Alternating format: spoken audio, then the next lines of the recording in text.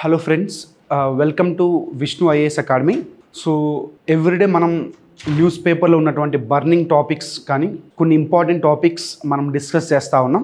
So as యూజువల్గా ఈరోజు మనం రీసెంట్గా యూనియన్ గవర్నమెంట్ ఒక కొత్త పెన్షన్ స్కీమ్ని అప్రూవ్ చేసింది. సో ఆ స్కీమ్ ఏంటంటే యూనిఫైడ్ పెన్షన్ స్కీమ్. సో ఈ యూనిఫైడ్ పెన్షన్ స్కీమ్ సంబంధించి ఈరోజు మనం వీడియోలో డిస్కస్ చేయబోతున్నాం. యూనిఫైడ్ పెన్షన్ స్కీమ్ యూపీఎస్ అంటాం. సో మనం ఈ టాపిక్ మీద ఈరోజు వీడియోలో మనం వర్క్ చేయబోతున్నాం. Now let us start. So unified pension scheme గురించి డిస్కస్ చేసే ముందు కొంత ఇండియాలో హిస్టారికల్గా పెన్షన్ రిలేటెడ్ పాయింట్స్ మనం కొన్ని డిస్కస్ చేద్దాం. సో 1881 ఆ టైంలో అంటే బిఫోర్ ఇండిపెండెన్స్ బ్రిటిషర్స్ ఏం చేశారంటే ఒక కమిషన్ కాన్స్టిట్యూట్ చేశారు. ఆ కమిషన్ నేమ్ ఏంటంటే రాయల్ కమిషన్ అన్నట్లు. సో ఈ రాయల్ కమిషన్ ఏం రికమెండ్ చేసిందంటే బ్రిటిష్ గవర్నమెంట్లో వర్క్ చేస్తున్నటువంటి ఎంప్లాయీస్కి పెన్షన్స్ ఇవ్వాలి అన్నట్టు రికమెండ్ చేశారు. సో బ్రిటిష్ గవర్నమెంట్లో వర్క్ చేస్తున్న ఎంప్లాయీస్ అంటే ఇండియన్స్ కానీ బ్రిటిషర్స్ కానీ సో ఎందుకు అలా అటువంటి రికమెండేషన్స్ చేయాల్సి వచ్చిందంటే ఈ కమిషన్ బేసిక్గా ఒక ఇండియన్స్ బ్రిటిష్ అడ్మినిస్ట్రేషన్ వర్క్ చేస్తున్నప్పుడు సో వాళ్ళకి బ్రిటిషర్స్కి ఆ ఇండియన్స్కి ఏమని ఫీల్ అవ్వాలంటే ఓకే బ్రిటిషర్స్ మన కోసం వర్క్ చేస్తున్నారు అటువంటి కండిషన్స్ క్రియేట్ చేయడానికి ఈ కమిషన్ ఈ పెన్షన్ లాంటి ఒక న్యూ స్కీమ్ని ఇంట్రడ్యూస్ చేశారని చెప్తూ ఉంటారు. సో 1881లో ఇది జరిగింది. సో మనకి 1857 ముందు ఎంప్లాయీస్ కాకుండా కింగ్స్కి ఇస్తూ ఉండేవాళ్ళు ఇటువంటి పెన్షన్స్. ఇవి మనకు కొన్ని పాయింట్స్. తర్వాత 1921-23 ఆ టైంలో మనకి లీ కమిషన్ అనేది ఒక కాన్స్టిట్యూట్ చేస్తారు, లీ కమిషన్. సో ఆ లీ కమిషన్ రికమెండేషన్స్ బేసిస్గా మనకి ఆ పెన్షన్స్ ఇవ్వడం పెట్టడం జరిగింది. ఈవెన్ ఆఫ్టర్ ఇండిపెండెన్స్ తర్వాత కూడా మనం లీ కమిషన్ రికమెండేషన్స్ ఏదైతే మనకు దాని ద్వారా పెన్షన్స్ ఇస్తూ ఉన్నామో అదే ఇండిపెండెన్స్ తర్వాత కూడా కంటిన్యూషన్ అయ్యడం జరిగింది. సో ఈ కొన్ని పాయింట్స్ మనం గుర్తుపెట్టుకోవాలి. అదేంటంటే రాయల్ కమిషన్ ఒకటి పెన్షన్స్ రికమెండ్ చేయడం, తర్వాత లీ కమిషన్ కూడా మనకు పెన్షన్స్ రిలేటెడ్గా కొన్ని రికమెండేషన్స్ చేశారనే పాయింట్స్ మనం గుర్తుపెట్టుకోవాలి. సో అసలు ఏంటి ఇప్పుడు మనం అసలు టాపిక్లోకి వద్దాం. Unified pension scheme. అసలు ఏంటి unified pension scheme? So unified pension scheme ఇండియాలో అంటే మొన్న అప్రూవ్ కాకముందు ఏ పెన్షన్ స్కీమ్ ఇంప్లిమెంటేషన్లో ఉందంటే దాని నేమ్ ఏంటంటే న్యూ పెన్షన్ స్కీమ్ అంటాం. New pension scheme. సో అసలు ఏంటి new pension scheme? NPS or national pension scheme అంటాం. సో న్యూ పెన్షన్ స్కీమ్ అనేది దీని గురించి కొన్ని పాయింట్స్ డిస్కస్ చేద్దాం. న్యూ పెన్షన్ స్కీమ్ అనేది మనకి 2004 జాన్ 1 నుంచి ఇండియాలో ఇంప్లిమెంట్ అవుతా ఉంది. 2004. సో ఇప్పుడు న్యూ పెన్షన్ స్కీమ్ ముందు అంటే 2004 జనవరి 1 ముందు ఇండియాలో ఇంకొక రకమైనటువంటి ఓల్డ్ పెన్షన్ ఒక స్కీమ్ నడుస్తుంది.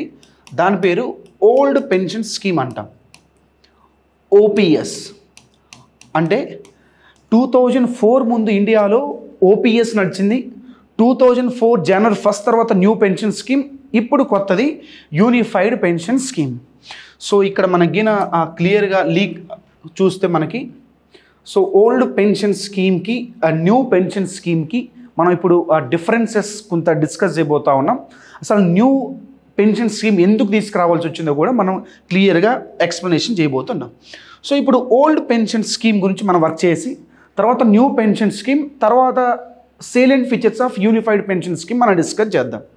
అసలు ఓల్డ్ పెన్షన్ స్కీమ్ ఎలా వర్క్ అవుతుందో చూద్దాం. ఓపీఎస్ అంటాం. సో ఇప్పుడు బేసిక్గా ఈ స్కీమ్ ఎలా వర్క్ అవుతూ ఉండేదంటే సపోజ్ నేను ఒక సెంట్రల్ గవర్నమెంట్ ఎంప్లాయీని. నాకు ఏదైతే ఎవ్రీ మంత్ శాలరీ వస్తుందో దాన్ని జనరల్గా ఏమంటామంటే నెట్ శాలరీ అంటాం. నాకు వచ్చే శాలరీ ఏదైతే క్రెడిట్ అవుతుందో అదే నెట్ శాలరీ అంటాం. సో ఇప్పుడు జనరల్గా మనకి నెట్ శాలరీ ఉందంటే గ్రాస్ శాలరీ కూడా మనకు ఉంటుంది, గ్రాస్ శాలరీ. సో అసలు ఏంటి నెట్ శాలరీ, గ్రాస్ శాలరీ, ఈ కాన్సెప్ట్స్ అంటే, సో అసలు మనం ఫస్ట్ జనరల్గా ఒక గవర్నమెంట్ ఎంప్లాయీకి బేసిక్ పే అనేది ఒకటి ఉంటుంది. సో ఇప్పుడు basic pay say for example ఒక సెంట్రల్ గవర్నమెంట్ ఎంప్లాయీకి 50,000 అనుకుందాం. ఈ బేసిక్తో పేతో పాటు గవర్నమెంట్ ఏం చేస్తుందంటే ఎవ్రీ ఇయర్లో 2 times అంటే ఎవ్రీ 6 monthsకి ఒకసారి మనకి ప్రైజెస్ అనేవి ఫ్లక్చువేట్ అవుతూ ఉంటాయి కాబట్టి ఆ ఇన్ఫ్లేషన్ ఇండెక్స్ అడ్జస్ట్మెంట్స్ కూడా చేసి ఒక అలోవెన్సెస్ గవర్నమెంట్ ఆ ఎంప్లాయీస్కి ఇస్తూ ఉంటుంది. దాన్ని మనం ఏమంటామంటే డియర్ అలోవెన్సెస్ అంటాం, దీన్ని మనం డిఏ అంటాం. Say for example dear allowances అనేది మన యొక్క బేసిక్ పేలో ఎంతో కొంత పర్సంటేజ్ యాడ్ చేసి ఎవ్రీ ఇయర్ 2 times ఇస్తారు. సే ఫర్ ఎగ్జాంపుల్ ఒక బేసిక్ పే వచ్చేసరికి 10,000 అనుకుందాం.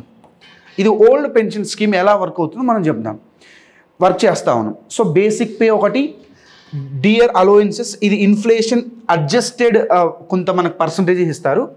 దీంతోపాటు కొన్ని అలోవెన్సెస్ ఇస్తారు, అంటే మెడికల్ అలోవెన్సెస్ అని, లేదా హౌస్ రెంట్ అలోవెన్సెస్ హెచ్ఆర్ అంటాం. Say for example medical allowances ఒక 5,000, ఇది ఒక ఎగ్జాంపుల్ మాత్రం. హెచ్ఆర్ ఒక 2,000. ఇలా కంప్లీట్గా మనకి basic pay, dear allowances, medical allowances, HR అంతా కలిపి 67,000 ఉంది. ఈ 60,000 రూపీస్ ఏదైతే ఉందో దీన్ని మనం గ్రాస్ శాలరీ కింద అంటూ ఉంటాం. సో ఇలా ఒక సెంట్రల్ గవర్నమెంట్ ఎంప్లాయీకి గ్రాస్ శాలరీ 67,000 మనం తీసుకున్న ఎగ్జాంపుల్లో. ఇప్పుడు ఈ గ్రాస్ శాలరీలోంచి కొంత కట్టింగ్స్ జరుగుతూ ఉంటాయి. జీపీఎఫ్ అంటాం, గ్రాస్ ప్రొవిడెంట్ ఫండ్. ఇది మన యొక్క బేసిక్ పేలో కానీ టోటల్ శాలరీలో ఎంతో కొంత పర్సంటేజ్ తీసేస్తారు. సే ఫర్ ఎగ్జాంపుల్ ఒక 10% తీసేద్దాం అనుకున్నాం. సో 67,000లో మనకి 10% అంటే 6,700 తీసేస్తాం. సో ఇంకా కొంత ఇన్సూరెన్స్ కట్టడం అదొక ఎంతో కొంత పర్సంటేజ్. సో ఫైనల్గా ఈ gross provident fund, gross insurance ఎంతో కొంత డిడక్ట్ చేస్తే మనకి ఏదైతే అమౌంట్ వస్తుందో దాన్ని మనకు నెట్ శాలరీ కింద అంటూ ఉంటాం. సో ఇప్పుడు ఓల్డ్ పెన్షన్ స్కీమ్ గురించి మాట్లాడుతున్నాం. ఓల్డ్ పెన్షన్ స్కీమ్ అనేది 2004 ముందు ఉంది, January 1 ముందు. ఈ ఓల్డ్ పెన్షన్ స్కీమ్లో ఒక employee, central government employee example తీసుకొని బేసిక్ పే, అలోవెన్సెస్ కానీ, మెడికల్ అలోవెన్సెస్, హెచ్ఆర్, ఫైనల్గా నెట్ శాలరీ ఎంత అవుతుందో మనం చూస్తాం. ఇప్పుడు ఓల్డ్ పెన్షన్ స్కీమ్లో ఏంటంటే బేసిక్గా లాస్ట్ అంటే మన సే ఫర్ ఎగ్జాంపుల్ రిటైర్ అవుతూ ఉన్నాం, 60 yearsకి మన యొక్క రిటైర్మెంట్. ఈ లాస్ట్ మంత్ ఏదైతే డ్రాన్ శాలరీ ఉందో, సే ఫర్ ఎగ్జాంపుల్ మనం ఏదైతే ఇయర్ రిటైర్ అవుతున్నామో ఆ ఇయర్ యొక్క లాస్ట్ మంత్ డ్రాన్ శాలరీ ఉందో దానిలో 50% మనకి ఎవ్రీ మంత్ పెన్షన్గా మనకి వస్తూ ఉంటుంది. అంటే సే ఫర్ ఎగ్జాంపుల్ నేను కొన్ని ఇయర్స్ వర్క్ చేసి ఆటోమేటిక్గా నాకు లాస్ట్ మంత్ ఏదైతే రిటైర్ అవుతున్న మంత్లోంచి 50% నాకు వస్తూ ఉంది. ఇప్పుడు నాకు సే ఫర్ ఎగ్జాంపుల్ ఒక 30,000 లాస్ట్ మంత్ డ్రాన్ శాలరీ అయినప్పుడు దాంట్లో 15% అంటే 15,000 ఎవ్రీ మంత్ నాకు వస్తూ ఉంది.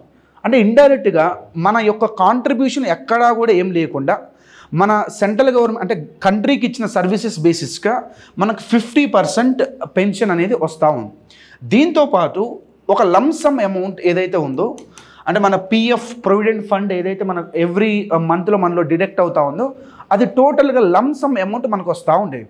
ఇది ఓల్డ్ పెన్షన్ స్కీమ్ అనేది కంప్లీట్గా పెన్షనర్ ఫ్రెండ్లీగా ఉంటా ఉండేది. అంటే అటు మనకు పెన్షన్ అష్యూరెన్స్ ఉంది, అష్యూర్డ్ పెన్షన్ ఉంది, లంసమ్ అమౌంట్ వస్తూ ఉంది. ఎక్కడ కూడా ఒక పెన్షనర్స్ని ఇబ్బంది పెట్టే మెకానిజం ఎక్కడ కూడా లేదు. ఓపీఎస్, ఇది మనకు ఓపీఎస్ సంబంధించిన కాన్సెప్ట్. ఇప్పుడు ఓల్డ్ పెన్షన్ స్కీమ్లో ఒక లూప్ హోల్ ఉంది. అదేంటంటే old pension scheme is unfunded pension scheme అన్నాం. అన్ఫండెడ్ పెన్షన్ స్కీమ్ అంటే ఈ యొక్క రిటైర్డ్ ఎంప్లాయీస్కి పెన్షన్ ఇవ్వడానికి ఎటువంటి పెన్షన్ కోసం కార్పస్ ఏమీ లేదు. సెంట్రల్ గవర్నమెంట్ కానీ స్టేట్ గవర్నమెంట్స్ కూడా మనం ఓల్డ్ పెన్షన్ స్కీమ్ ఆప్ చేసుకోవచ్చు, చేసుకున్నారు కూడా. వాళ్ళు ఎవ్రీ ఇయర్ వాళ్ళ యొక్క గవర్నమెంట్ బడ్జెట్స్లో ఎంతో కొంత అమౌంట్ పెన్షన్స్ కోసం డెడికేట్ చేస్తూ ఉండేవాళ్ళు.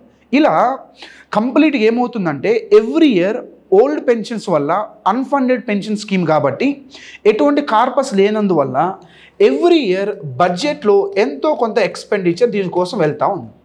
దీనివల్ల ఫిజికల్ హెల్త్నెస్ అనేది కంప్లీట్గా ఇబ్బంది అవుతూ ఉండేది. సో ఇది ఓల్డ్ పెన్షన్ స్కీమ్లు. ఇటువంటి ఫిజికల్ అన్హెల్తీ కండిషన్స్ కనపడతా ఉండేసరికి 2003 నుండి మనకి కంప్లీట్గా ఒక కొత్త పెన్షన్ స్కీమ్ ఇంట్రడ్యూస్ చేసాం. అది 2004 నుంచి ఎఫెక్ట్లోకి వచ్చింది. సో దాని పేరే న్యూ పెన్షన్ స్కీమ్. ఎన్పిఎస్ అంటాం, దీన్ని నేషనల్ పెన్షన్ స్కీమ్ అని కూడా అంటాం. సో 1999 వాజ్పేయి గవర్నమెంట్లో కొన్ని డిస్కషన్స్ జరిగాయి. 2003లో దాన్ని డిక్లేర్ చేశారు. 2004 నుంచి ఎఫెక్ట్లోకి వచ్చింది. ఏంటి new pension scheme? So new pension స్కీమ్లో ఫర్ ఎగ్జాంపుల్ నేను ఒక గవర్నమెంట్ ఎంప్లాయీని. నాకు కంప్లీట్గా బేసిక్ పే ఏదైతే ఉందో ఒక 40,000 అనుకుందాం. సో డిఏస్ కానీ అన్ని అలవెన్సెస్ కలిపి నాకు టోటల్గా నెట్ శాలరీ ఏదైతే ఉందో సో కంప్లీట్గా నాకు ఒక 50,000 అనుకుందాం నెట్ శాలరీ.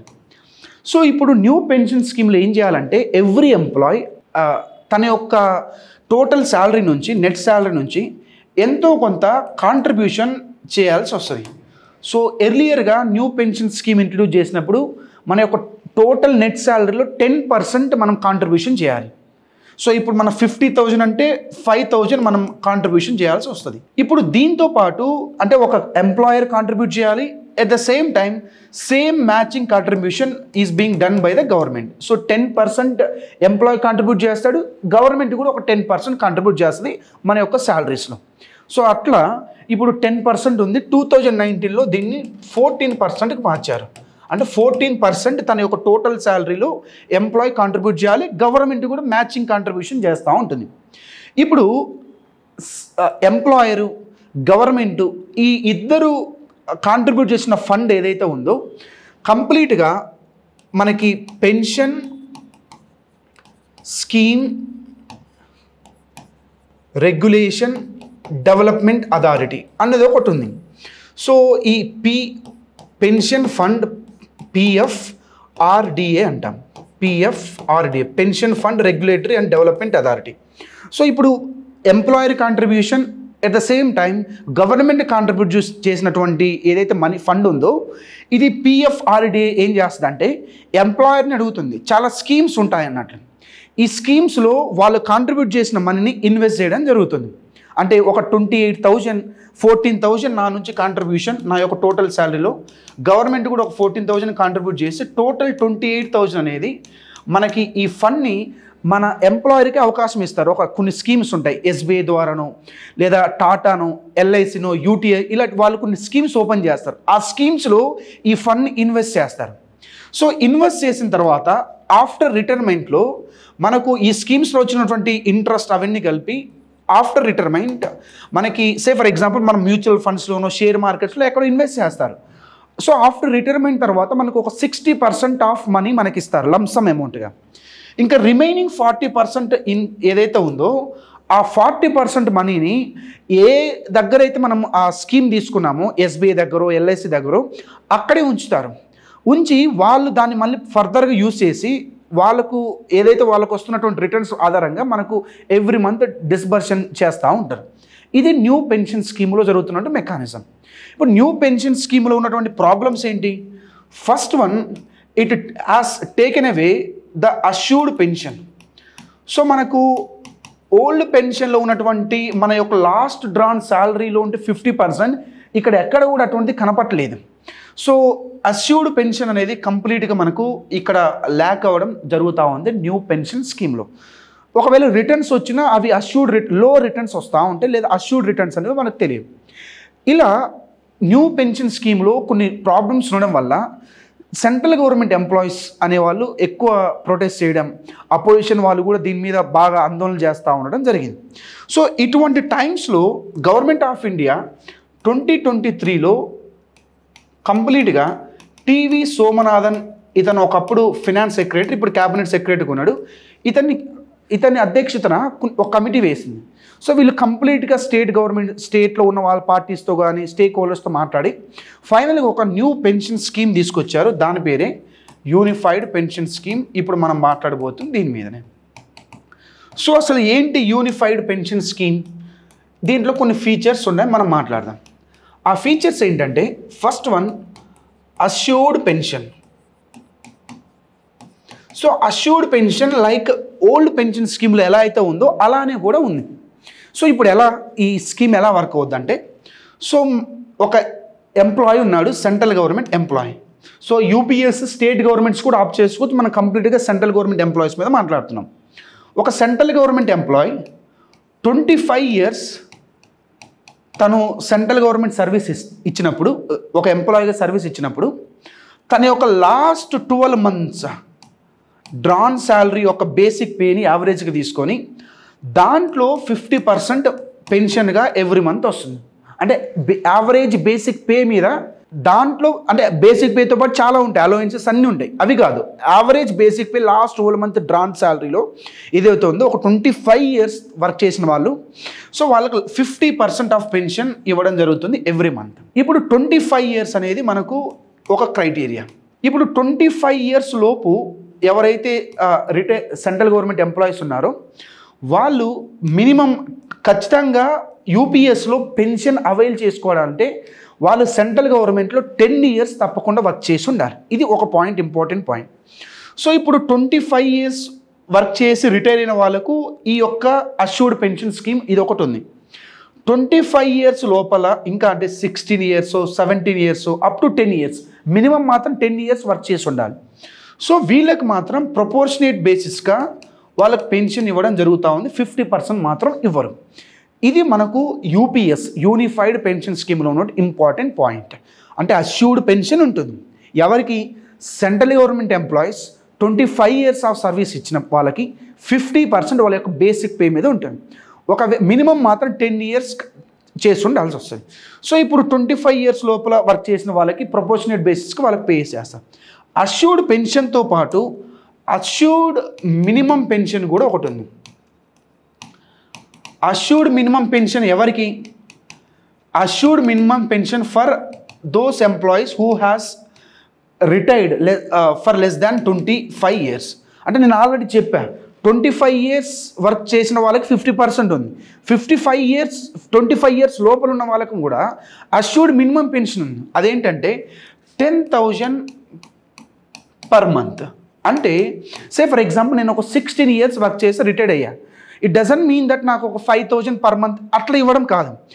అక్కడ కూడా మినిమం పెన్షన్ ఉంది. అదేంటంటే 10,000 పర్ మంత్ ఉంటుంది. ఇంకా పైన ఎంత అనేది మన యొక్క బేసిక్ పే మీద ప్రపోర్షనల్ బేస్కి వాళ్ళు క్యాల్కులేట్ చేస్తారు. ఇది కూడా సెకండ్ ఇంపార్టెంట్ ఫీచర్. ఒకటి అష్యూర్డ్ పెన్షన్, రెండు assured minimum pension. 10,000 per month మాత్రం తగ్గదు. 10 years వర్క్ చేయాలి. 25 years ఈ మధ్యలో ఉన్నప్పుడు 10,000 పర్ మంత్ మాత్రం మనకు వస్తూ ఉంది. ఇంకొకటి, సే ఫర్ ఎగ్జాంపుల్ ఏదైనా ఒక రిటైర్డ్ ఎంప్లాయీ చనిపోయాడు. ఆ ఎంప్లాయీ చనిపోయినప్పుడు మనకి వాళ్ళ ఫ్యామిలీకి కూడా ఒక అష్యూరెన్స్ ఉంది, assured family pension. Assured family pension యూపీఎస్లో ఏం మెన్షన్ చేశారంటే, ఒక రిటైర్ ఎంప్లాయీ డెత్ అయినప్పుడు తన యొక్క last drawn pension, last drawn salary కాదు, లాస్ట్ డ్రాన్ పెన్షన్ ఏదైతే ఉందో దానిలో 60% వాళ్ళ ఫ్యామిలీకి వస్తుంటుంది లాస్ట్ డ్రాన్ పెన్షన్ నుంచి. ఇది ఒక ఇంపార్టెంట్ ఫీచర్.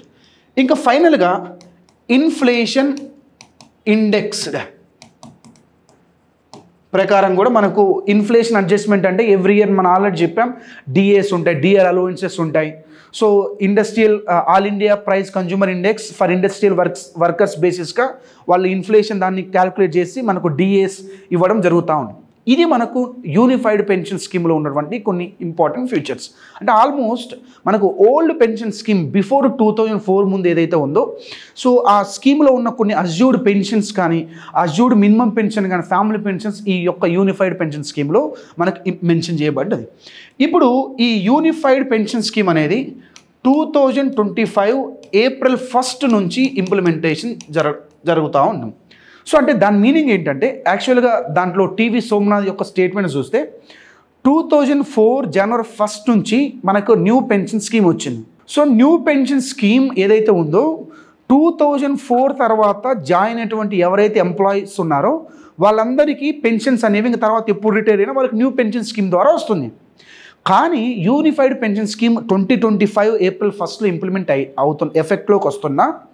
కానీ ఏం చెప్పారంటే 2004లో జాయిన్ అయిన అక్కడి నుంచి ఎంప్లాయీస్ ఎవరైతే ఉన్నారో వాళ్ళందరూ కూడా యూనిఫైడ్ పెన్షన్ స్కీమ్లోకి వెళ్ళొచ్చు అని చెప్పారు. అంటే దాని మీనింగ్ ఏంటంటే, ఫర్ ఎగ్జాంపుల్ నేను 2005లో జాయిన్ అయ్యాను, 2018లో రిటైర్ అయ్యాను, నాకు న్యూ పెన్షన్ స్కీమ్ కింద కొంత వచ్చి ఉంటుంది. కానీ దాంట్లో అరీర్స్ అంటే ఏదో కొన్ని అడ్జస్ట్మెంట్ చేసి యూనిఫైడ్ పెన్షన్ స్కీమ్లో ఎంతైతే మనీ రావాలో అది కూడా మనకు ఇవ్వడం జరుగుతూ ఉంటుంది. సో ఫైనల్గా మనకు 2025 నుంచి ఎఫెక్ట్లోకి వచ్చిన 2004 తర్వాత జాయిన్ అయిన ఎంప్లాయీస్ అన్నిటికీ యూనిఫైడ్ పెన్షన్ స్కీమ్ అప్లికబుల్ అవుతుందని మనకు ఉన్నటువంటి గవర్నమెంట్ నుంచి ఇన్ఫర్మేషన్ అన్నట్టు. So this is all about unified pension scheme, old pension scheme and new pension scheme. Thank you.